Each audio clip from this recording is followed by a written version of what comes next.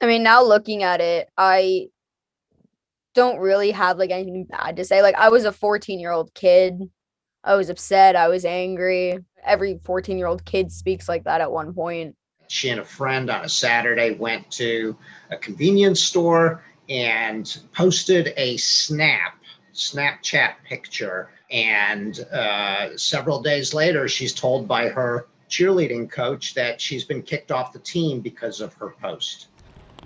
So, as the law has evolved over the last 50 years, the line that the Supreme Court has drawn is not at the sort of physical boundary of the school, but it's essentially where the school has supervisory authority or where they are sponsoring an event, certainly in a classroom. So, if you're on a Zoom class, you can do that. But otherwise, the student has full free speech rights subject to their parents' control. And one of the interesting things here is that a number of the justices either have school age children or recently had school age children. So you could say that they have some skin in the game here.